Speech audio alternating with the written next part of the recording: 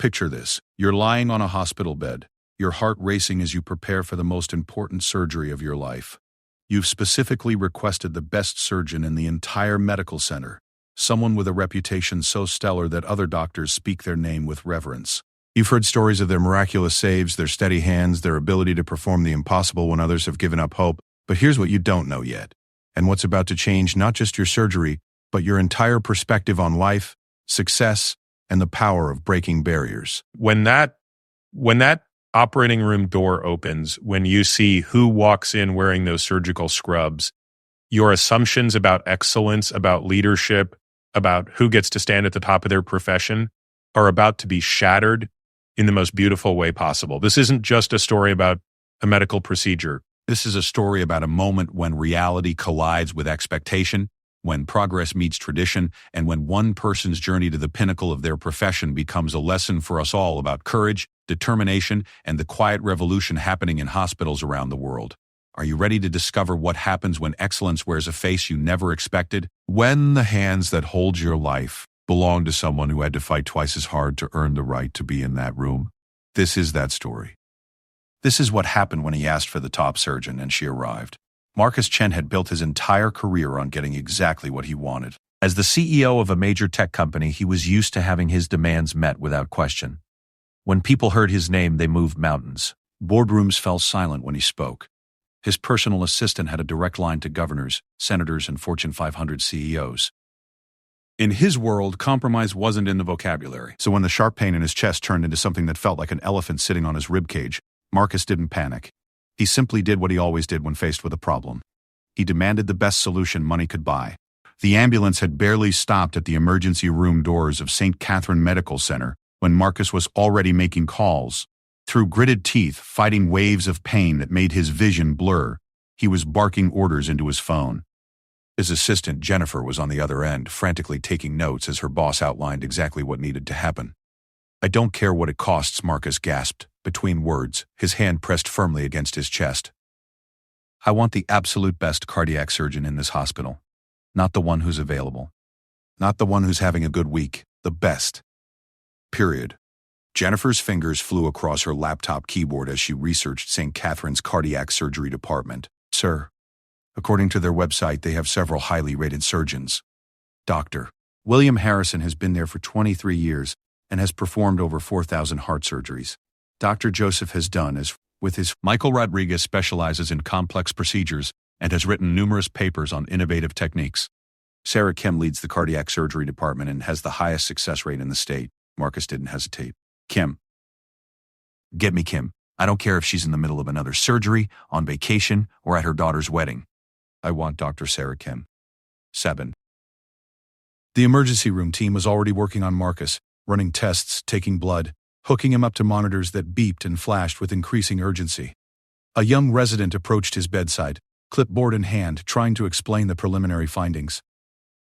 Marcus waved him away impatiently. "Where's Dr. Commonplace?" "Kim," he demanded of anyone within earshot. "I specifically requested Dr. Teski Chen." Kim. A nurse looked up from adjusting his IV. "Sir, Dr. Kim is currently in surgery. We have other excellent surgeons who can—" "No." Marcus's voice was firm despite his obvious pain. "I've done my research. I know who the best is, and that's who I want. I'll wait." The attending physician, Dr. Rodriguez himself, approached the bed. He was a distinguished man in his 50s with kind eyes and the confident bearing of someone who had saved countless lives. "Mr. Chen, I understand your preference, but your condition is quite serious. We're looking at what appears to be a significant cardiac event, and time is crucial. I have over 15 years of experience with cases exactly like yours, and I can assure you—" Marcus cut him off with a raised hand. "Dr. Rodriguez, I'm sure you're very competent." "But competent isn't what I'm looking for. I'm looking for exceptional." I'm looking for the person who, if your own family member was lying on this bed, that's who you'd call. And from everything I've read, that person is Dr. Sarah Kim. Dr. Cheesy. Rodriguez exchanged a glance with the head nurse. In his years of practice, he'd encountered plenty of demanding patients, but something about Marcus's insistence struck him as different. This wasn't just entitlement speaking. There was a deeper fear beneath the demands. A man who had spent his whole life controlling outcomes suddenly facing something that couldn't be controlled with money or influence. Mr. Chen, Dr. Rodriguez said gently, Dr. Kim is indeed exceptional, but she's currently performing a very complex procedure that could last several more hours. Your heart can't wait that long. Marcus's jaw tightened. Even through the pain medication they'd given him, his business instincts were sharp. Then get her out of that surgery. I'll pay whatever compensation is necessary for the delay. Transfer that patient to another surgeon if needed. The room went quiet. This is the book. It's about history. The nurses exchanged shocked looks. Dr. Rodriguez's expression hardened slightly. Mr. Chen, I'm going to pretend I didn't hear that suggestion. No patient's life is less valuable than another's, regardless of their ability to pay. Dr. Kim is currently saving someone's life, and she will complete that surgery before she can even consider another case. For a moment, Marcus looked genuinely surprised. In his world, everything had a price. Every problem could be solved with the right amount of money or pressure. The fact that someone was refusing his request, and doing so with such quiet dignity, was almost as shocking as the heart attack itself. How long? Marcus asked finally. Minimum 3 hours, possibly more. Marcus closed his eyes, calculating. His chest felt like it was being compressed in a vice, and each breath was becoming more difficult. But he'd built his empire by taking calculated risks, by holding out for exactly what he wanted instead of settling for what was available. I'll wait. Dr. Rodriguez leaned forward. Mr. Chen, I need you to understand something. Your cardiac enzymes are elevated, your EKG shows significant abnormalities, and your symptoms are worsening. This isn't like waiting for a table at a restaurant. This is your life. I understand the stakes, Marcus replied, though his voice was noticeably weaker than it had been an hour earlier. And that's exactly why I want the best. Jennifer arrived at the hospital 30 minutes later, her arms full of files and her phone constantly buzzing with calls from board members who'd heard about Marcus's hospitalization. She found her boss in the cardiac care unit, surrounded by monitors and looking smaller somehow than he did in the boardroom. I've been making calls, she reported, settling into the chair beside his bed. Dr. Kim's reputation is extraordinary. She graduated at the top of her class from Harvard Medical School, completed her residency at Johns Hopkins, and has been pioneering new techniques in minimally invasive cardiac surgery. Her success rates are the highest in the region, and she's been recruited by hospitals across the country. Marcus nodded weakly. Good, that's what I want. Excellence. Jennifer hesitated. Sir, there is one thing. According to my research, Dr. Kim is, well, she's quite young. She's only been the department head for 2 years. Some of the other surgeons have more years of experience. I don't care about years, Marcus said, though his breathing was becoming more labored. I care about results. If she's the best, she's the best. He'd faced hostile takeovers, SEC investigations, and market crashes that had wiped out millions in value overnight. But none of that had prepared him for the helplessness of lying in a hospital bed, watching his body betray him while he waited for someone else to save his life. The monitors around him told a story his business acumen couldn't interpret, numbers that meant nothing to him but seemed to concern the nurses who checked them every 15 minutes. His chest pain was getting worse despite the medication, and there was a tightness in his throat that made him wonder if this was how it ended. Not in a boardroom or on a golf course, but in a sterile room surrounded by machines. Jennifer had taken up permanent residence in the chair beside his bed, fielding calls and handling the crisis management that came with having a Fortune 500 CEO suddenly hospitalized. The stock price was already dropping as word leaked to the financial press. Board members were demanding updates. Competitors were circling like vultures. But for the first time in his adult life, Marcus Chen didn't care about any of it. Dr. Tide Keen. Rodriguez stopped by every hour to check on him, each time offering again to perform the surgery immediately. Each time Marcus refused, though his refusals were getting weaker. She must be some surgeon, Dr. Rodriguez said during his third visit, for you to risk your life waiting for her. Marcus managed a slight smile. I built my entire career on identifying the best talent available. I don't settle for second best in business, and I'm not starting now. Even if first best might cost you everything? Marcus was quiet for a long moment, staring at the ceiling tiles. Dr. Rodriguez, do you know what the difference is between successful people and everyone else? I imagine you're going to tell me. Successful people understand that the biggest risk isn't taking a chance on the best. The biggest risk is settling for good enough when great is within reach. Dr. Rodriguez studied the man in the bed. Wealthy, powerful, used to getting his way, but also clearly terrified beneath the bravado. And if you're wrong, if you've waited too long, Marcus's voice was barely a whisper now. Then I'll die knowing I gave myself the best possible chance. As the third hour stretched toward the fourth, the monitoring equipment began showing changes that made the nursing staff move with increased urgency. Marcus's condition was deteriorating, and everyone in the room knew they were approaching the point where waiting would no longer be an option. Jennifer was gripping his hand, something she'd never done in all their years of working together. Sir, maybe it's time to... No. Marcus's voice was weak but determined. She'll be here. And then, as if summoned by his sheer force of will, there was movement in the hallway outside. Quick footsteps, urgent voices, the sound of someone moving with purpose and authority. Marcus turned his head toward the door, his heart rate increasing on the monitors.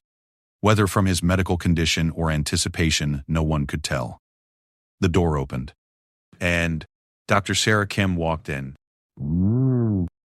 Marcus's first thought wasn't about her age, though she was indeed younger than he'd expected. It wasn't about her appearance, though she carried herself with the kind of confidence he recognized in other highly successful people. His first thought was simpler and more profound than any of that. His first thought was, oh, because Dr. Sarah Kim was a woman. And in that moment, every assumption Marcus Chen had ever made about excellence, about leadership, about who belonged at the top of their profession was about to be challenged in ways he never saw coming. Dr. Sarah Kim stood 5'4" tall, but she commanded the room as if she were 7 feet. Her surgical scrubs were still slightly damp from washing up after her previous surgery, and there were faint circles under her eyes that spoke to the marathon procedure she'd just completed, but her gaze was sharp, focused, and absolutely fearless as she approached Marcus's bedside. Mr. Chen, she said, extending her hand for a brief, firm handshake. I'm Dr. Kim. I apologize for the delay. I was completing a complex valve replacement that took longer than expected. Marcus stared at her, his mouth slightly open. In all his research, in all of Jennifer's detailed reports about Dr. Sad, Sarah Kim's credentials and achievements, somehow the most basic detail had been overlooked. Or perhaps it had simply never occurred to him to ask. In his mind, when he'd pictured the best cardiac surgeon, he'd unconsciously filled in a specific image, and that image looked nothing like the woman standing beside his bed. Dr. Kim seemed accustomed to this reaction. She pulled up a chair and sat down, bringing herself to eye level with Marcus, her expression patient but professional. I understand you specifically requested me for your surgery. Before we proceed, I need to go over your case and make sure we're all on the same page. She opened the tablet she'd been carrying and began scrolling through Marcus's test results, speaking as she reviewed the data. Your cardiac enzymes indicate you've had a significant myocardial infarction, a heart attack. The location and extent suggest a blockage in your left anterior descending artery, which we call the widowmaker because of how dangerous it can be when it's completely occluded. Marcus found his voice. Kim looked up from her tablet, one eyebrow slightly raised. Yes, Chen, I am. Is that going to be a problem? Jennifer shifted uncomfortably in her chair. She'd seen her boss navigate countless difficult situations with grace and intelligence, but this was clearly uncharted territory for him. Marcus struggled to find words. When I researched the best cardiac surgeon, I assumed. You assumed I was a man. Dr. Kim's voice was matter-of-fact, neither offended nor surprised. It's a common assumption. Cardiac surgery is still a male-dominated field. Currently, only about 15% of cardiac surgeons in the United States are women. In business, he prided himself on being progressive, on hiring based on merit rather than demographics. His company had been recognized multiple times for its diverse leadership team. Yet, somehow, when it came to imagining surgical excellence, his unconscious bias had painted a very specific picture. Dr. Kim, he began, then stopped. I'm sorry, that was unnecessary but not uncommon. She finished for him. Mr. Chen, I've been having some version of this conversation for the past 12 years of my career. What matters now isn't your assumptions. What matters is whether you trust me to save your life. She turned the tablet toward him so he could see his cardiac imaging. This is your heart, Mr. Chen. See this area here? She pointed to a dark region on the screen. This is where the blood flow is compromised. Every minute we wait increases the risk of permanent damage to your heart muscle. Marcus studied the image, though it might as well have been written in hieroglyphics for all he understood of it. What he did understand was the calm authority in Dr. Kim's voice, the way she explained complex medical concepts in terms he could grasp. How many of these surgeries have you performed? He asked. This specific procedure? Over 800 times.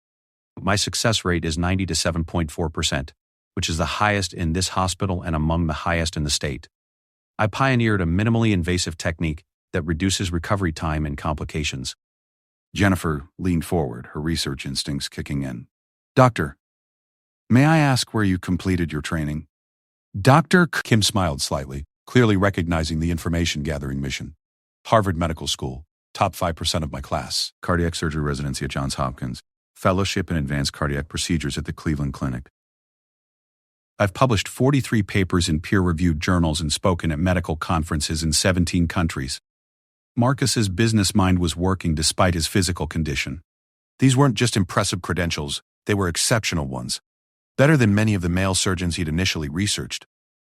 Dr. Kim, he said slowly, why did you choose cardiac surgery? She looked at him with genuine surprise. It wasn't the question she'd been expecting. It's not a field known for being welcoming to women, she said thoughtfully. The hours are brutal, the pressure is enormous, and the old boys network is, well, it's very much alive. But hearts don't care about gender, Mr. Chen. A blocked artery doesn't discriminate. When someone's life is on the line, excellence is the only thing that matters. She paused, studying his face. My father had a heart attack when I was 16. The surgeon who saved his life was a woman, Dr. Elizabeth Morrison. She was brilliant, compassionate, and absolutely fearless. She not only saved my father, but took the time to explain to a scared teenager exactly what was happening and why. That's when I knew what I wanted to do with my life. Marcus felt something shift inside him, not physically, but emotionally. Is your father? He's 73 now and still plays tennis 3 times a week. That surgery gave us 27 more years together so far. Doctor. Rodriguez appeared in the doorway, slightly breathless. Sarah, how's the patient? Critical but stable. We need to get him to the OR immediately. She stood up, her chair sliding back with quiet efficiency. Mr. Chen, I need your consent for the procedure. Given your condition, I'm recommending a percutaneous coronary intervention. Essentially, we'll thread a small balloon through an artery in your wrist to open the blockage and place a stent to keep it open. Marcus's mind was racing, though whether from lack of oxygen or the adrenaline of decision-making he couldn't tell. Dr. Kim, can I ask you something? Of course.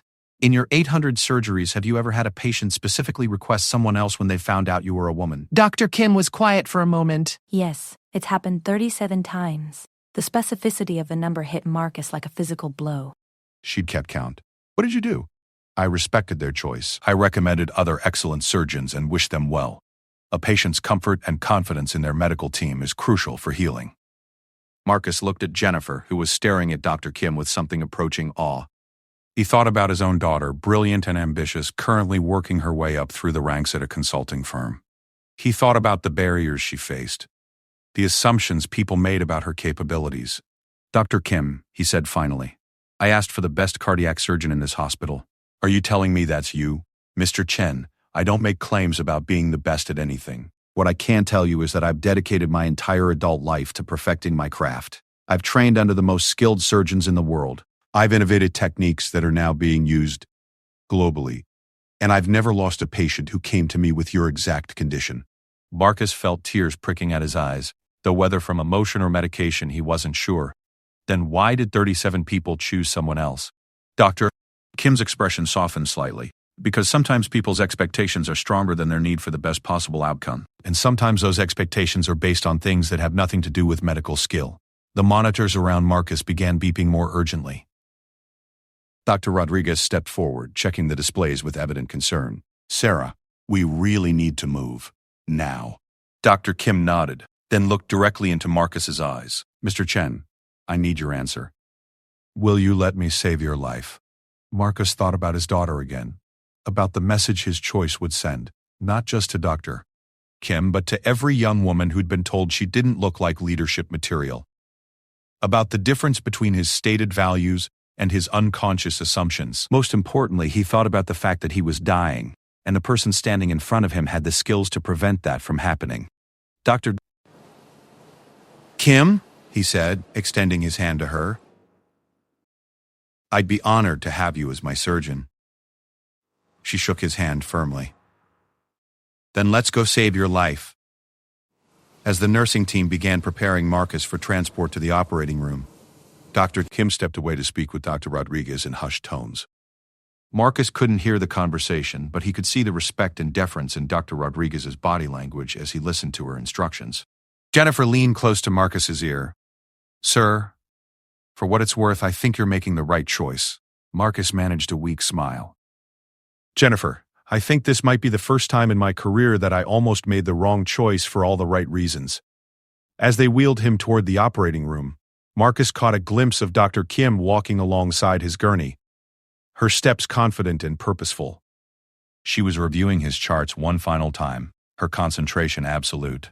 "Dr. George's." "Kim," he called out as they approached the OR doors. "Yes, Mr. NDA." "Chen, thank you for being patient with me. I'm not usually that honest," she offered with a slight smile. "Mr. Chen, self-awareness is a valuable trait in both business and medicine." The fact that you can recognize your assumptions means you can change them. The OR doors swung open, revealing a team of medical professionals already in position. As Marcus was transferred to the operating table, he saw Dr. Kim washing her hands at the scrub station, her movements precise and practiced. "Dr. Kim," he called out one more time. She looked over at him, her hands dripping with surgical soap. "My daughter is 28, and she's the smartest person I know. She wants to be a CEO someday." "Doctor," Kim smiled genuinely for the first time since entering his room. "Then I hope she finds a boss who judges her by her abilities rather than his expectations." As the anesthesia began to take effect, Marcus's last conscious thought was that he was about to be operated on by someone who had fought every day of her career to earn the right to be in this room, to hold his life in her hands. And for the first time since his chest pain had begun, he felt genuinely confident about his chances. The last thing he saw before the anesthesia took hold was Dr. Kim approaching the operating table, her eyes focused and determined above her surgical mask, her hands steady and sure. He'd asked for the best surgeon available, and that's exactly who he'd gotten. The cardiac catheterization laboratory at St. Catherine Medical Center was a marvel of modern technology. Multiple monitors displayed real-time images of Marcus's cardiovascular system, while sophisticated equipment tracked every heartbeat, every breath, every subtle change in his condition. Dr. Sarah Kim stood at the center of it all, orchestrating the procedure with the precision of a conductor leading a symphony. "Okay, team, we're going in through the radial artery," Dr. Kim announced to her surgical team. "Mr. Chen, you'll feel some pressure, but no pain. We've given you local anesthesia at the insertion site." Marcus, though heavily sedated, was conscious enough to follow along. This was something he'd specifically requested, to remain awake during the procedure so he could understand what was happening. In business, he never signed contracts without understanding every clause. He wasn't about to approach his own surgery any differently. Doctor. "Kim," he said, his voice thick from the sedation. "Can you explain what you're doing?" Absolutely. Her voice was calm and confident as her hands worked with incredible precision. "I'm threading a very thin wire through the artery in your wrist, guiding it up through your arm and into the main vessels around your heart. Think of it like running a cable through the walls of a house. I need to find exactly the right path." On the monitor above, Marcus could see a thin line moving through what looked like a roadmap of blood vessels. It was surreal watching his own heart beating on screen while someone navigated through his circulatory system with tools that seemed impossibly small. "There," Dr. Kim said, satisfaction evident in her voice. "I can see the blockage. Mr. Chen, look at this monitor. See how the blood flow suddenly stops in this vessel? That's your left anterior descending artery, and it's almost completely blocked." Marcus squinted at the screen. To his untrained eye, it looked like a river that suddenly hit a dam. "How do you fix it?" "Very carefully, doctor," Kim replied, and Marcus could hear the smile in her voice. "I'm going to inflate a tiny balloon inside the artery to compress the blockage against the vessel walls, opening up the flow. Then I'll place a stent, a small mesh tube, to keep the artery open permanently." What happened next was like watching a master craftsperson at work. Dr. Kim's movements were economical, precise, and utterly confident. She narrated each step not just for Marcus's benefit, but for the surgical residents observing from the gallery above. "The key to this procedure," she explained as she worked, "is understanding that every patient's anatomy is unique. Textbooks show you the average case, but humans aren't average. This particular blockage has formed in an unusual location with some challenging angles. We need to approach it from a direction that accounts for Mr. Chen's specific coronary anatomy." Dr. Martinez, the senior resident, leaned forward. "Dr. Kim, would you normally use a different approach?" "Good question. In 90% of cases, I'd come from below. But see this calcification here?" She pointed to something on the monitor that Marcus couldn't identify. That changes everything. If we approach from the standard angle, we risk fracturing that calcium deposit and creating fragments that could block smaller vessels downstream.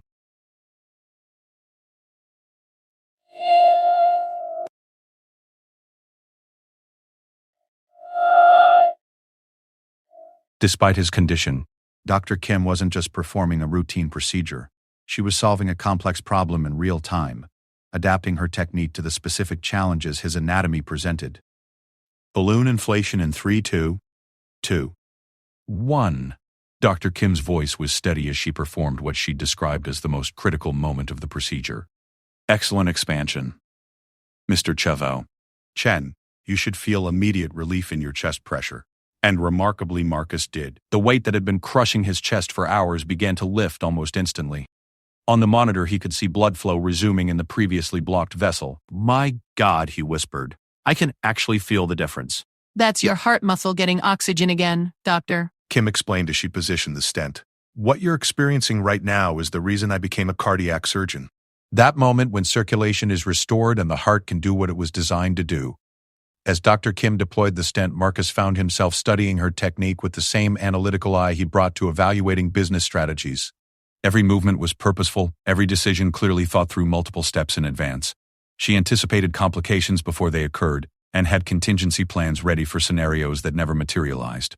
Doctor Kim, he said as she began the final positioning of the stent. How did you know to take that unusual approach? The one that was different from 90% of cases. Experience, intuition, and a healthy respect for the fact that every patient teaches me something new, she replied, her attention never wavering from the monitors. I've learned that the moment you think you have cardiac surgery completely figured out is the moment you become dangerous to your patients. The procedure took 93 minutes from start to finish. When Dr. Kim finally stepped back from the table and announced that the surgery was complete. Marcus felt a profound sense of gratitude that went far beyond relief at his own survival. Dr. Kim, he said as the surgical team began preparing him for transport to recovery. That was extraordinary. I've watched a lot of talented people work in my lifetime. But what you just did was my job, she finished with characteristic modesty. Though I appreciate the sentiment, your recovery should be straightforward, Mr. Chen. The blockage is completely resolved, and your heart function should return to normal within a few weeks. As they wheeled Marcus to the cardiac recovery unit, Jennifer was waiting with updates from the outside world. The company's stock price had stabilized once news of the successful surgery leaked to the financial press. Board members had stopped panicking. The crisis that had seemed so important hours earlier now felt trivial. Sir, Jennifer said, settling into the chair beside his recovery bed. The steady, strong beat was something he'd never paid attention to before today, but now it seemed like the most beautiful sound in the world. Jennifer, I want you to do something for me. Find out everything you can about Dr. Kim's career path. Not for any medical reason. I want to understand the obstacles she faced, the barriers she had to overcome. Jennifer looked surprised. Sir, I'm serious. I want to know about every time someone told her she didn't belong in that operating room. Every time she had to prove herself when a man with half her qualifications would have been accepted without question. I want to understand what it took for her to become the surgeon who just saved my life.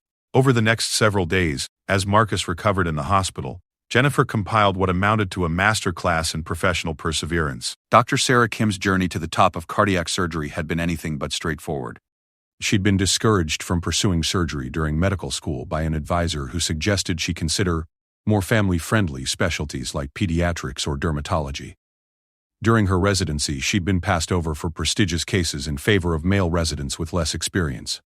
She'd faced skepticism from patients, condescension from colleagues, and the constant pressure to prove that her presence in the OR wasn't just a diversity hire. But the most striking thing about Dr. Asady, Kim's story wasn't the obstacles she'd faced, it was how she'd transformed each barrier into motivation to excel even further. When she was excluded from key surgeries, she spent extra hours in the simulation lab perfecting techniques. When patients requested different surgeons, she used the time to research innovative approaches that would make her irreplaceable. Sir, Jennifer said, reading from her notes, she actually completed more surgeries during her residency than any other resident in the program's history, including the men. Her supervising physician wrote in her evaluation that she had an almost supernatural ability to remain calm under pressure and an innovative approach to complex cases. Marcus nodded slowly. And yet she still had to fight for every opportunity, according to several sources, yes. But here's what's interesting. Every colleague I spoke with mentioned the same thing about her. She never complained, never played the victim, never used the discrimination she faced as an excuse. She just worked harder and became better. Dr. Kim stopped by Marcus's room each morning for the next 4 days, checking his progress and adjusting his recovery plan. On the third day, Marcus decided to share what he'd learned about her career. Dr. Kim, I hope you don't mind, but I've been researching your professional background. She looked amused. Most patients are more interested in their own medical records than mine. I'm not most patients. I'm someone who spent 30 years building a company and thinking I understood what excellence looked like. Dr. Kim, why didn't anyone tell me that the best cardiac surgeon in this hospital was a woman? Dr. Kim sat down in the visitor's chair, a small smile playing at the corners of her mouth. Mr. Chen, why do you think that information would have been relevant? Because, Marcus paused, realizing the trap in his own thinking. Because I assumed excellence looked a certain way, and I was wrong. You weren't wrong about wanting excellence, Dr. Kim corrected. You were just limiting your definition of what excellence could look like. It's a common mistake, and not just in medicine. Marcus leaned forward slightly. Doctor. Kim, can I ask you something personal? Shoot. Do you ever get tired of being the first? The only woman in the room? The exception rather than the rule? Dr. Kim was quiet for a long moment. Mr. Cook, Chen, I'd be lying if I said it wasn't exhausting sometimes. Every surgery I perform, I know I'm not just representing myself. I'm representing every young woman who's been told she's not cut out for surgery. Every female medical student who's been steered toward easier specialties. Every girl who dreams of saving lives but doesn't see anyone who looks like her doing it. She stood up and walked to the window, looking out at the city below. But here's the thing. I also know that every successful surgery, every life I save, every technique I innovate, makes it a little easier for the women who come after me. I'm not just opening blocked arteries, Mr. Chan. I'm opening doors.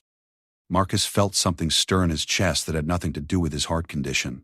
Dr. D.L. Kim, I have a daughter.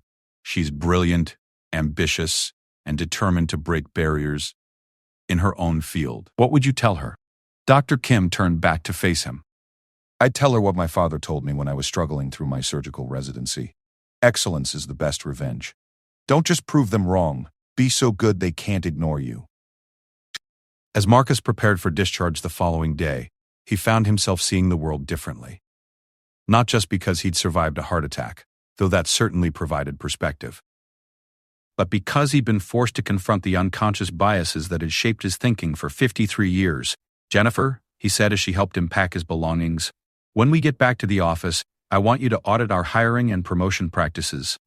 Specifically, I want to know if we're making the same mistake in business that I almost made in medicine. What mistake is that, sir? Marcus looked back toward the cardiac unit where Dr. Kim was undoubtedly saving another life, probably while facing the same skepticism and assumptions he'd initially brought to their interaction. The mistake of confusing what I expected to see with what I needed to find, he said. Excellence doesn't always look the way we imagine it should. Sometimes the best person for the job comes in a package that challenges our assumptions. And when that happens, the person who needs to change isn't them. As they left St. Catherine Medical Center, Marcus carried with him more than just a repaired heart.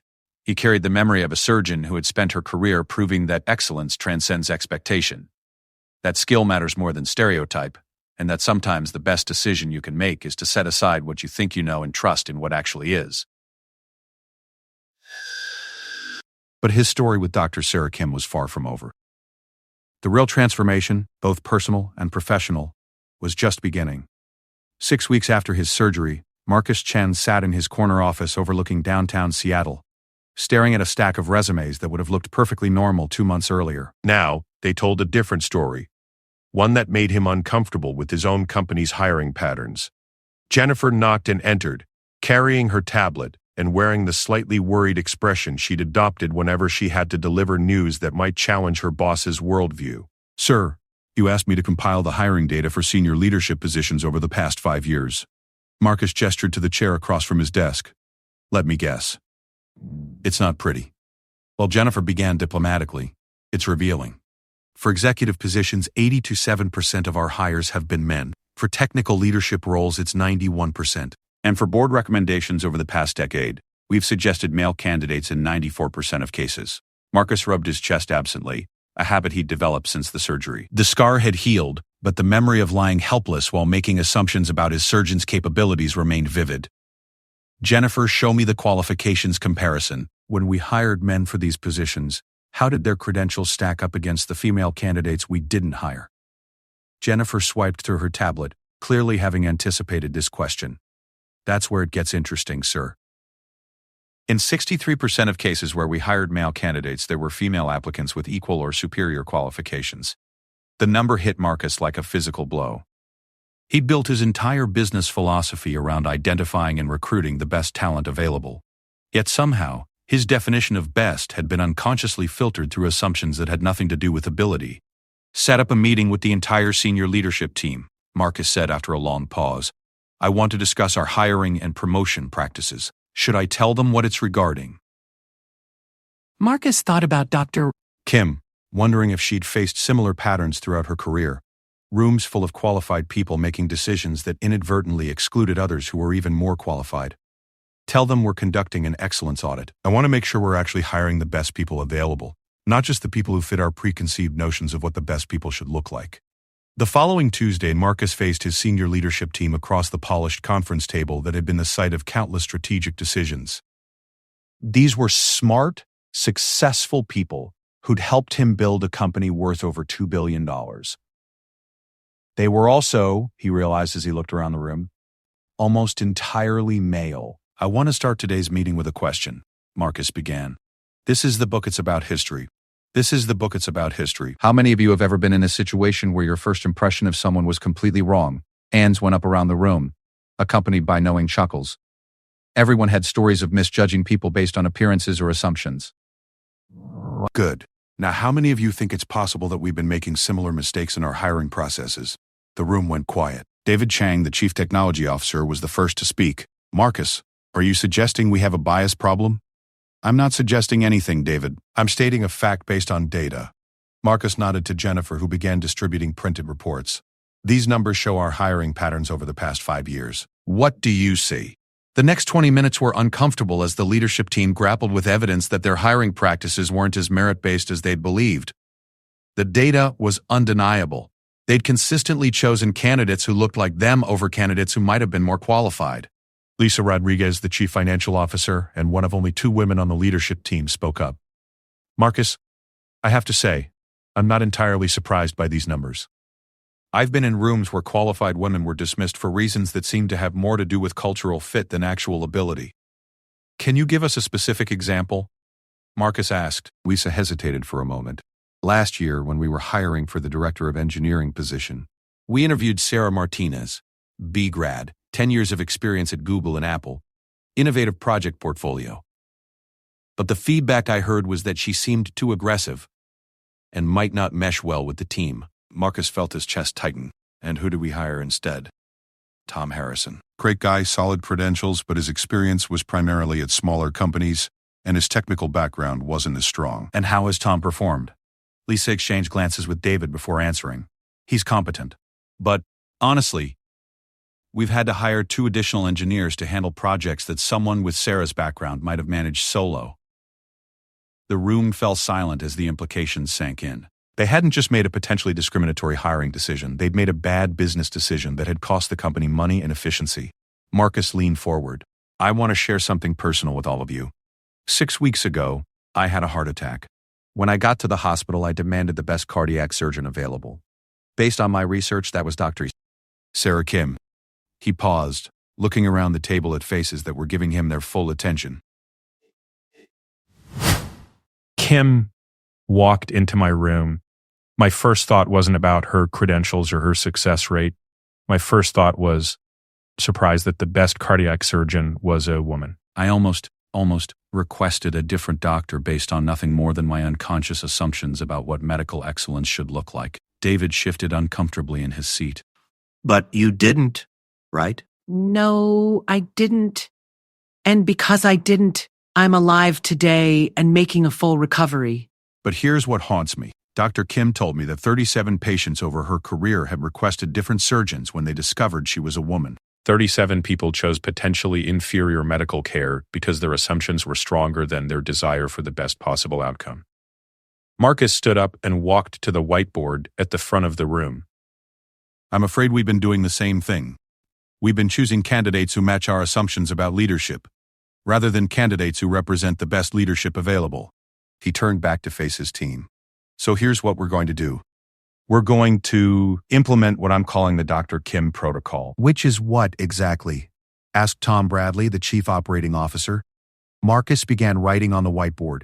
First, all hiring committees will include diverse perspectives, not just in terms of gender, but in terms of background, experience, and thinking styles. Second, we're going to institute blind resume reviews for initial screenings. No names, no photos, just qualifications and experience. Third, we're going to require hiring managers to articulate specific job-related reasons for any negative evaluation. Lisa was taking notes furiously. Marcus, this is going to require significant changes to our HR processes. Good. Significant problems require significant solutions. Marcus capped the marker and returned to his seat. But there's more.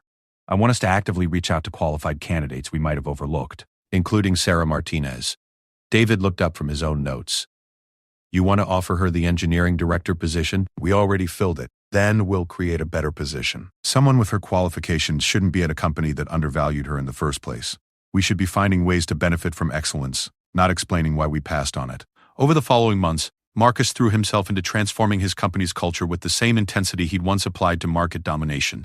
He established mentorship programs for young women in tech, created partnerships with organizations focused on diversity in STEM fields, and instituted regular audits of promotion and compensation practices. The changes weren't always smooth. Some long-term employees grumbled about political correctness and lowering standards. Marcus addressed these concerns head-on, often by sharing his own story about Dr. Kim and the lesson he'd learned about the difference between maintaining standards and maintaining assumptions. Excellence doesn't become less excellent because it comes in an unexpected package, he told a group of managers during a training session. If anything, people who've had to work harder to prove themselves often develop skills and perspectives that make them more valuable, not less. The real test came when Sarah Martinez accepted a position as Senior Director of Engineering Innovation, a role Marcus had created specifically for her. Some team members were skeptical about bringing in someone who'd been rejected the previous year. Those doubts disappeared quickly. Within 6 months, Sarah had streamlined 3 major development processes, introduced innovative testing protocols that reduced bugs by 40%, and mentored 2 junior engineers who'd been struggling under the previous system. Her team consistently exceeded project deadlines and budgets, and employee satisfaction scores in the engineering department reached all-time highs. Marcus, David admitted during a quarterly review meeting, I owe you an apology. And I owe Sarah an apology. My concerns about her being too aggressive were completely off base. What I interpreted as aggression was actually confidence and clarity. She knows what she wants to accomplish and isn't afraid to advocate for the resources needed to do it right. Marcus smiled. David, I used to think the same way. The difference between aggressive and assertive often depends on our expectations about who's allowed to be confident. But the most profound change came when Marcus's own daughter Emma joined the company after completing her MBA. Having grown up watching her father's business career, she'd expected to face the same subtle barriers that had shaped previous generations of women in corporate leadership. Instead, she found herself in an environment where her ideas were evaluated on their merit, where her ambition was seen as an asset rather than a character flaw, and where the leadership team actively sought diverse perspectives on strategic decisions. Dad, Emma said during one of their regular coffee meetings, I have colleagues who are shocked by how differently I'm treated here compared to their experiences at other companies. They can't believe that a tech company led by a 50-something male CEO actually walks the walk on inclusion. Marcus stirred his coffee thoughtfully. Emma, I wish I could take credit for being enlightened, but the truth is I learned this lesson the hard way. It took nearly dying and having my assumptions challenged by someone whose excellence I almost missed to understand that diversity isn't about charity or political correctness. It's about finding the best people available and giving them the chance to prove what they can do. Do you ever wonder what would have happened if you'd stuck with your first instinct about Dr. Kim? Marcus was quiet for a moment. Actually, yes. And not just because I might not have survived.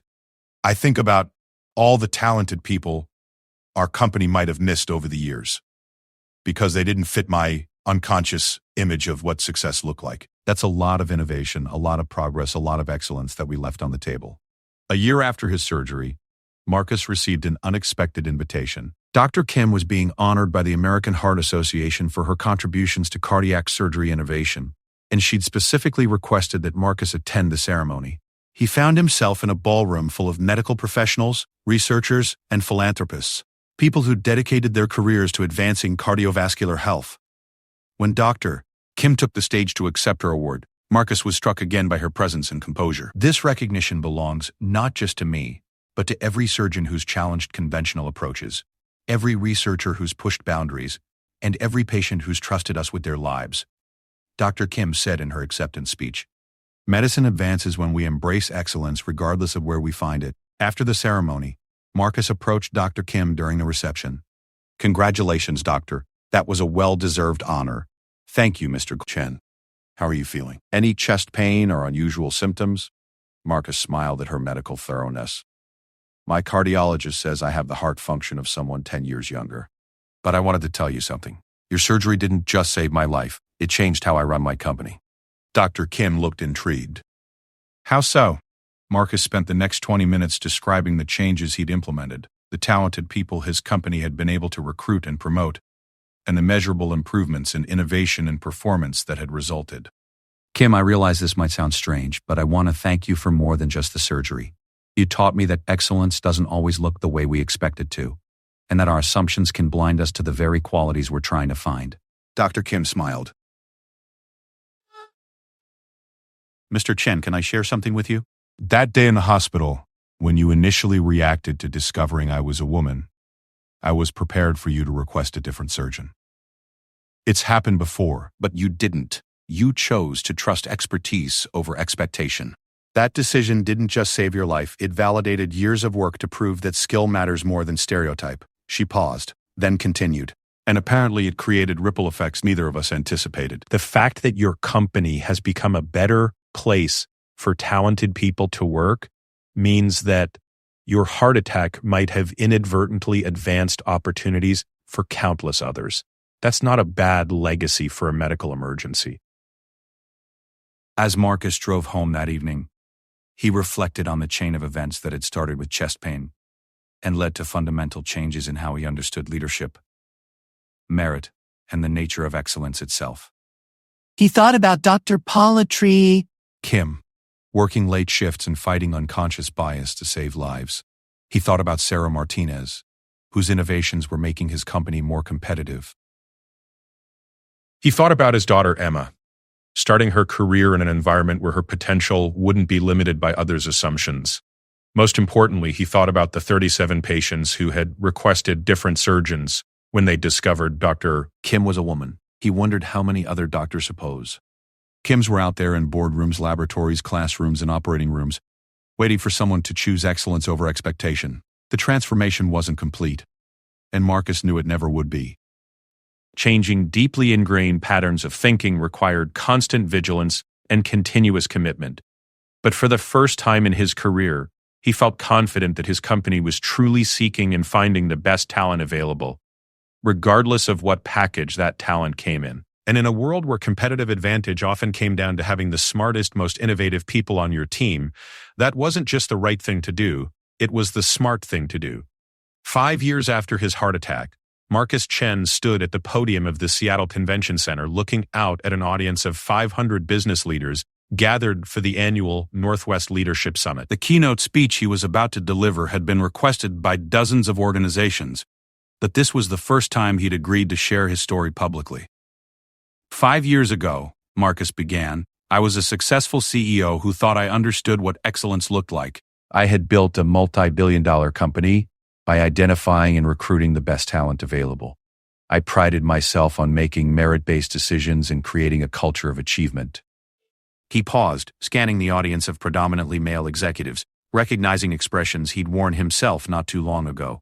confidence mixed with comfortable assumptions about how the world worked. Then I had a heart attack that taught me I'd been wrong about almost everything I thought I knew about identifying excellence. Marcus had told this story hundreds of times now, to his leadership team, at board meetings, during hiring training sessions, and in countless one-on-one conversations with colleagues who were struggling with similar realizations about their own unconscious biases. But sharing it with this audience felt different, more significant. When I demanded the best cardiac surgeon available, I had a specific image in my mind of what that person would look like. When Sarah Kim walked into my hospital room, she challenged every assumption I'd ever made about leadership, expertise, and what it means to be the best at what you do. Marcus clicked to his first slide, showing the transformation in his company's hiring statistics over the past 5 years. Where once their leadership had been overwhelmingly male, they now had near gender parity. More importantly, their innovation metrics, employee satisfaction scores, and financial performance had all improved dramatically. This isn't a story about political correctness or diversity quotas, Marcus continued. This is a story about business excellence and the competitive advantage that comes from actually finding the best people available instead of just the people who match our preconceived notions about what the best people should look like. In the audience, he spotted Dr. Sarah Kim herself, who had agreed to attend the summit as part of a panel on healthcare innovation. Seeing her reminded him of how much had changed not just in his own thinking but in the ripple effects that continued to spread from that day in the hospital. Dr. Kim's career had flourished beyond even her considerable early achievements. She'd been recruited to lead cardiac surgery at 3 major medical centers, but had chosen to stay at St. Catherine, where she'd established a groundbreaking training program specifically designed to support women and underrepresented minorities in surgical specialties. Her program had become a model for medical schools nationwide and had already graduated 47 surgeons who were making their own marks in the field. Let me share some numbers with you, Marcus said, advancing to his next slide. Since implementing what we call the Dr. Kim protocol, a comprehensive approach to identifying and eliminating unconscious bias in our hiring and promotion processes, our company's performance has improved across every measurable metric. The slide showed impressive statistics: a 37% increase in patent applications, a 42% improvement in employee retention, a 51% increase in customer satisfaction scores, and a 68% growth in market valuation. More importantly, Marcus continued, we've identified and recruited talent we would have missed entirely under our previous approach. Some of our most innovative projects are now led by people we might never have hired if we'd stuck to our old assumptions about what leadership looked like. He clicked to a photo of Sarah Martinez, now the company's chief innovation officer, standing next to a prototype of a revolutionary mobile device that had become their most successful product launch in a decade. Sarah Martinez was passed over for a director position at our company because hiring managers felt she was too aggressive. We now know that what we interpreted as aggression was actually the kind of confident leadership and clear communication that drives innovation. Sarah is now our chief innovation officer, and the product behind her has generated over $400 million in revenue. Marcus paused, letting the financial implications sink in with an audience that understood the language of business success better than they understood philosophical discussions about fairness and inclusion. But the real transformation happened when we stopped thinking about diversity as a nice thing to do and started understanding it as a competitive necessity.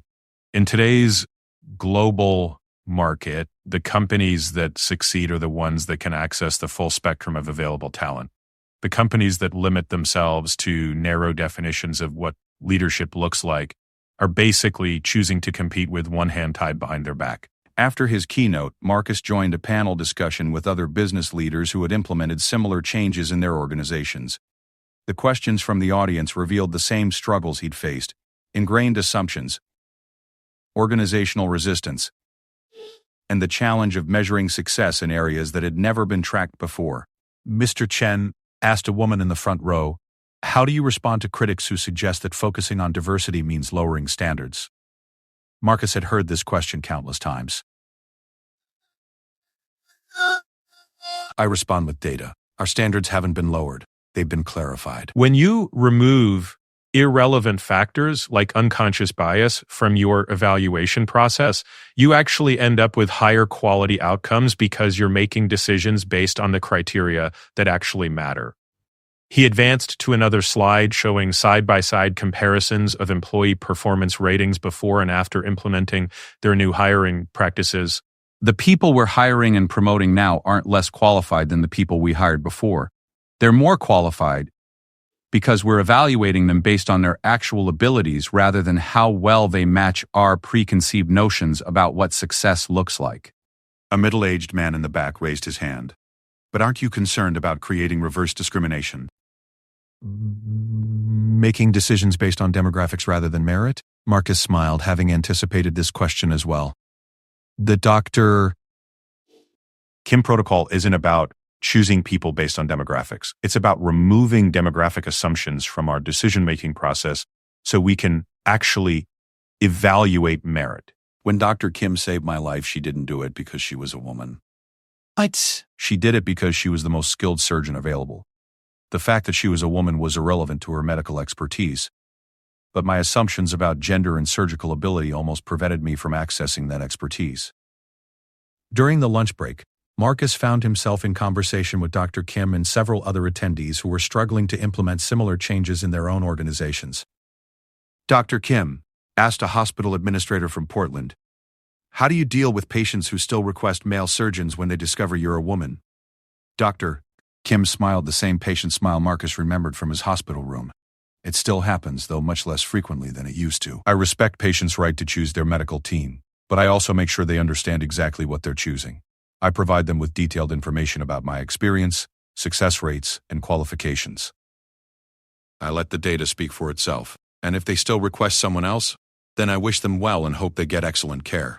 But I also document the interaction because those conversations are valuable data points for understanding how unconscious bias affects healthcare outcomes. Marcus leaned forward.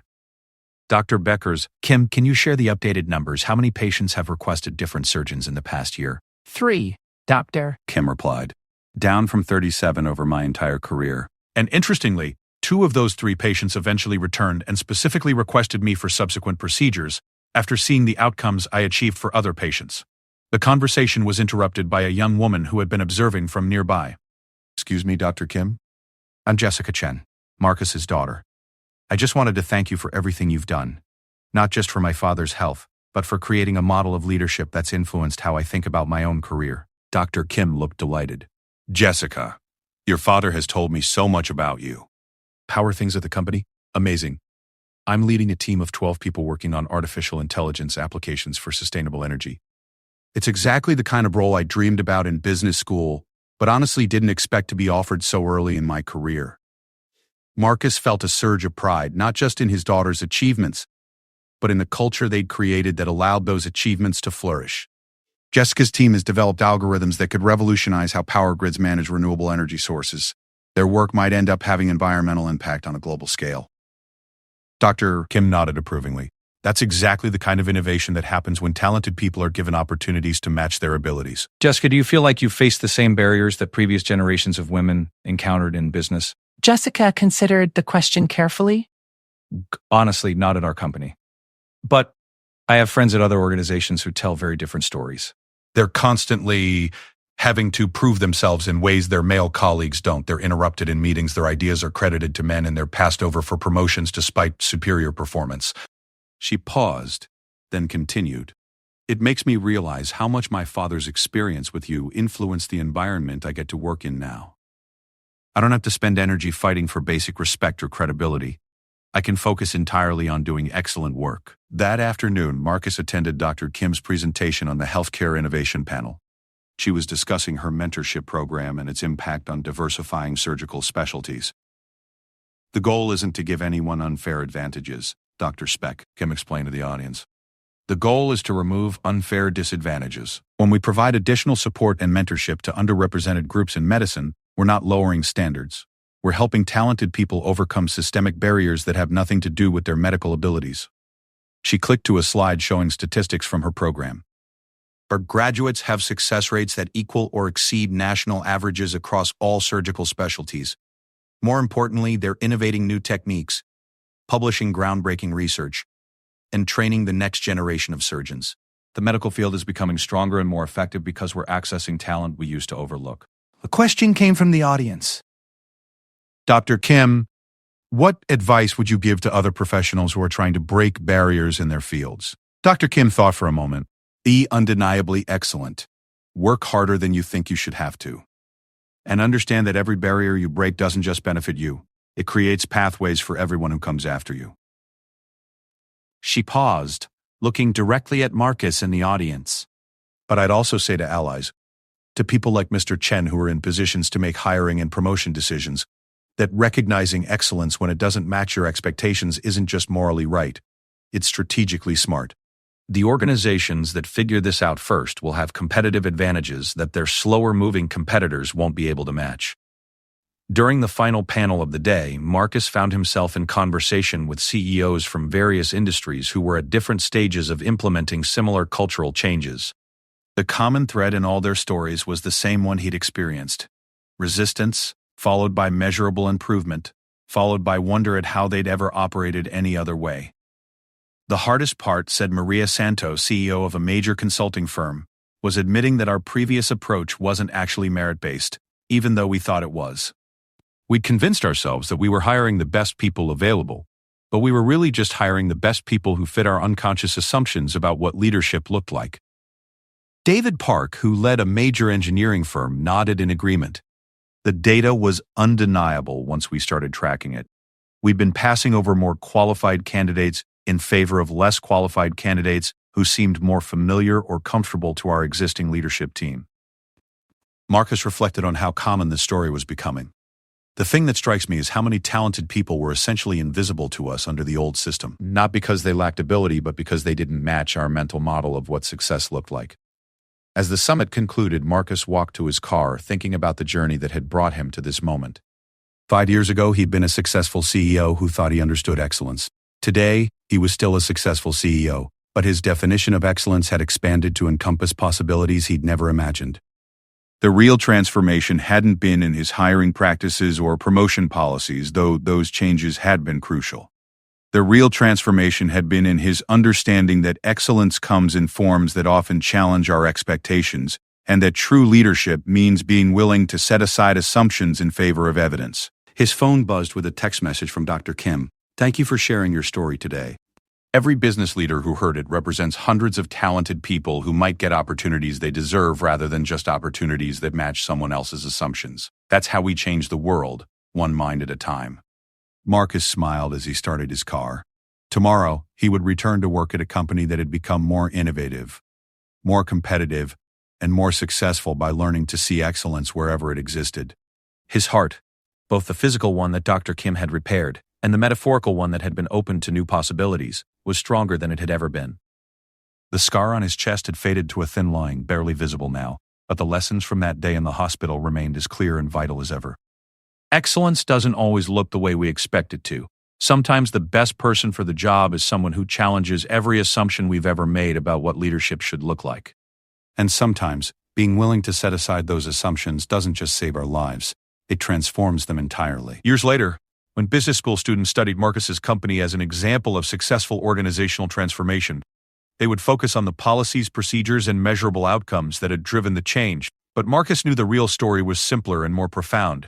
It was about a moment when he'd been forced to choose between his expectations and his need for excellence, and how that choice had rippled outward to benefit countless people he'd never meet. Dr. Sarah Kim had saved more than his life that day. She'd saved him from the limitations of his own assumptions, and in doing so had helped create opportunities for excellence that would continue expanding long after both of them were gone.